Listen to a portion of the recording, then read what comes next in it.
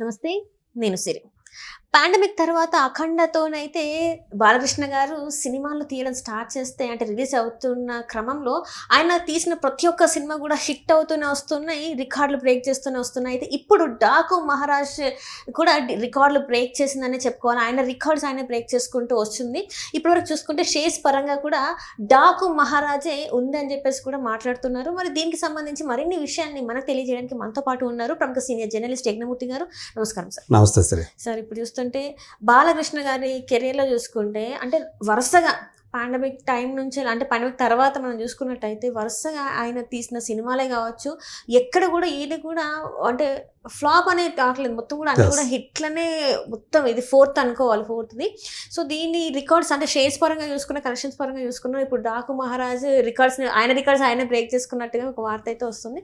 So మరి ఎలా చూడాలి సార్ దీన్ని? అఖండ అంటే 2021 డిసెంబర్లో వచ్చింది, మొదటి వారంలో. సో అప్పటిదాకా అంటే పాండమిక్ తర్వాత జనం థియేటర్లకు రావడానికి భయపడుతున్న టైంలో వచ్చినటువంటి అంటే మొత్తం కూడా ఇండియాలో ఉన్నటువంటి ఏ ఫిలిం ఇండస్ట్రీ కూడా సినిమాలు రిలీజ్ చేయడానికి ముందుకు రాని పరిస్థితి.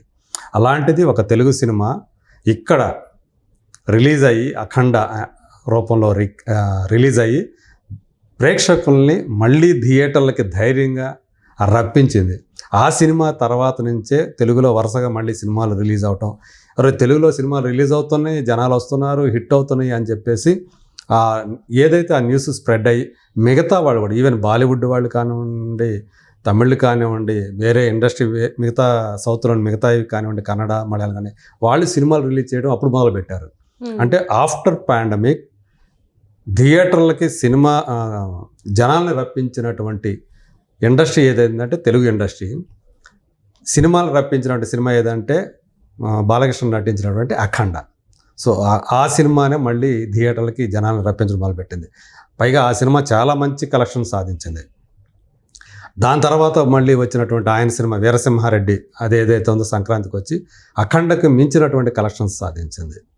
ఆ తర్వాత వచ్చినటువంటి భగవంత్ కేసరి, సో అనిల్ రావుపూడి సినిమా వీరసింహారెడ్డి స్థాయిలో మొదట్లో రాకపోయినప్పటికీ కూడా తర్వాత మంచి టోటల్ రన్లో మంచి కలెక్షన్ సాధించింది.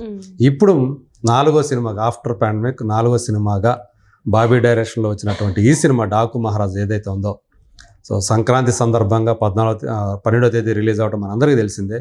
సో ఒక మంచి టాక్ తోటి యాక్చువల్గా ఇది సంక్రాంతికి రిలీజ్ చేయాల్సినటువంటి సినిమా కాదని వచ్చినప్పటికీ కూడా సో మాస్ పాకెట్స్ ఏవైతే ఉంటాయో అంటే బీసీ సెంట్రల్గా మనం చెప్పుకున్నటువంటి ఎక్కువగా సింగిల్ స్క్రీన్స్ ఉండేటువంటి ఆ మాస్ పాకెట్స్లో ఎక్కువగా రూరల్ ఏరియాల్లో చాలా బాగా కలెక్షన్స్ని రాబడుతూ ఇప్పటి వరకు కూడా అంటే ఫస్ట్ వీక్ కలెక్షన్స్ పరంగా చూసుకుంటే గత 3 సినిమాలను కూడా ఆ 3 హిట్లే, వాటిని మించినటువంటి కలెక్షన్స్తో ఈ సినిమా ముందుకు తీసుకుపోతోంది. పైగా ఈ సినిమా సంబంధించినటువంటి ఇంకొక విశేషం ఏంటంటే ఆ 3 సినిమాల కంటే కూడా ఎక్కువగా అంటే ఆ 3 అనే కదా అసలు ఆయన కెరీర్లోనే రిలీజ్కి ముందు సో అత్యధిక బిజినెస్ చేసుకున్నటువంటి ప్రీ రిలీజ్ బిజినెస్ చేసుకున్నటువంటి సినిమాగా ఈ డాకు మహారాజు రికార్డుకి ఎక్కింది. ఆయన సినిమాల పరంగా, బాలయ్య సినిమాల పరంగా కలెక్షన్స్ కూడా అదే రేంజ్లో ఉన్నాయి. అంటే ఇప్పటికి 8 రోజులు పూర్తయ్యాయి. అయినప్పటికీ ఈ 8 రోజుల్లో దాదాపు 90 అబోవ్ రికవరీ వచ్చేసింది, 90% అబోవ్ రికవరీ వచ్చింది. సో మనం ఏం చెప్పుకున్నాం, ఫస్ట్ వీక్ పరంగా చూసుకుంటే అఖండ ఆంధ్రప్రదేశ్ తెలంగాణ అంటే 2 తెలుగు రాష్ట్రాల్లో మొదటి వారం 45,11,00,000 షేర్ వచ్చిందనేది మనకు తెలుస్తున్న సమాచారం. అదే వరల్డ్వైడ్గా చూసుకుంటే 53.5 కోట్లు. వీరసింహారెడ్డికి వచ్చేటప్పటికి దానికంటే మించి ఏది అఖండ కంటే మించి ఆంధ్రప్రదేశ్ తెలంగాణలో 58,50,00,000 షేర్ వస్తే వరల్డ్వైడ్గా చూసుకున్నప్పుడు 68.5 కోట్లు వచ్చింది. అంటే చాలా ఎక్కువగానే వచ్చింది అఖండతో పోలిస్తే. భగవంత్ కేసరికి వచ్చేటప్పటికి మళ్ళీ కొంచెం అఖండకు దగ్గరగా కనిపిస్తాయి దాని ఫిగర్స్.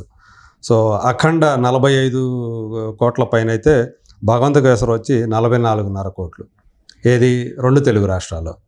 అదే అఖండ వరల్డ్వైడ్గా చూసినప్పుడు 53.5 కోట్లు వస్తే భగవంత్ కేసరి 55 కోట్ల పైన షేర్ తీసుకొచ్చింది. ఇప్పుడు ఈ 4వ సినిమా ఏదైతే ఉందో ఆఫ్టర్ పాండమిక్ డాకు మహారాజ్ మొదటి వారం పూర్తయ్యేటప్పటికి కేవలం తెలుగు రాష్ట్రాల్లోనే 61,75,00,000. సో అంటే వీరసింహారెడ్డి 58 కోట్లతో ఇప్పటివరకు హైయెస్ట్ ఉంటే 58.5 కోట్లు తెలుగు రాష్ట్రాల వరకు. ఇది 61,75,00,000 డాకు మహారాజ్ చేసింది. అంటే మోర్ దెన్ 3 crores ఎక్కువగా సాధించింది.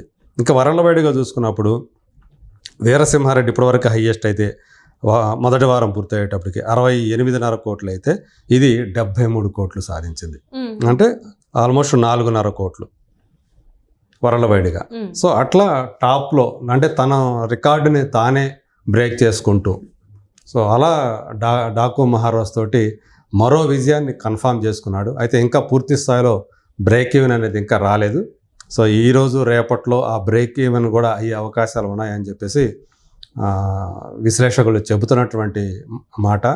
సో పైగా ఈ సినిమాతోటి సో ఆయన ఏదైతే ఉందో ఒక హ్యాట్రిక్ పూర్తి చేసుకున్నాడు. ఇంకొక హ్యాట్రిక్కి మళ్ళీ ఒక ఆరంభం కూడా చేశాడు.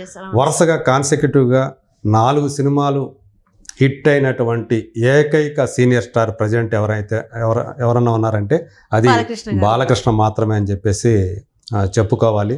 ఇంకా మిగతా ఏ సీనియర్ స్టార్కి కూడా ప్రస్తుతం అలాంటి ట్రాక్ రికార్డ్ లేదు. అలా అంటే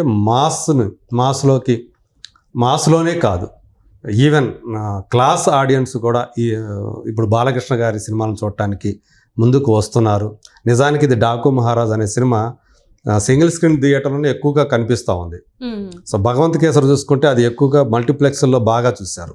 అంటే తను సబ్జెక్టుల పరంగా కూడా ఆయన ఎంచుకుంటున్న విధానం ఏదైతే ఉందో అటు ఒక్కోసారి మాస్ని బాగా అట్రాక్ట్ చేస్తున్నారు, ఇంకోసారి క్లాస్ని బాగా అట్రాక్ట్ చేస్తున్నారు. అలా అన్ని వర్గాల ప్రేక్షకుల్ని కూడా థియేటర్లకు రప్పిస్తూ ఆ జై బాలయ్య అనే స్లోగన్ ఏదైతే ఉందో దానికి ఆయన అక్షరాల సార్థకత చేకూరుస్తూ ప్రతి సినిమాకి తాను మెరుగుపరుచుకుంటూ కలెక్షన్ల పరంగా కూడా ఇలా అన్ని వర్గాల వారికి చేరువవుతూ ఆయన దూసుకుపోతున్నారు.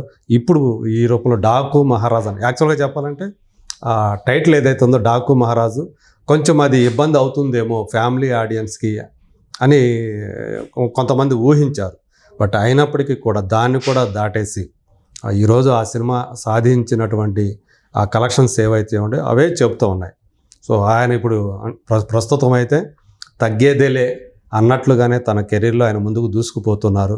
సో 4వ విజయాన్ని కూడా ఖాయం చేసేసుకున్నారు వరుసగా. ప్రస్తుతానికి ఆయనకైతే సీనియర్ స్టార్లో మిగతా వాళ్ళు ఒక సినిమాతోటి మంచి విజయం సాధించడం, తర్వాత ఇంకో సినిమాగా నెమ్మదించడం అట్లా కనిపిస్తుంది. కానీ ఈయనైతే వరుసగా అలాంటిది ఎక్కడ కూడా తగ్గకుండా అలా ముందుకు వెళ్తూ ఉండటం అనేది ఒక విశేషంగా చెప్పుకోవాలి. Right sir, right. Thank you so much. Thank you.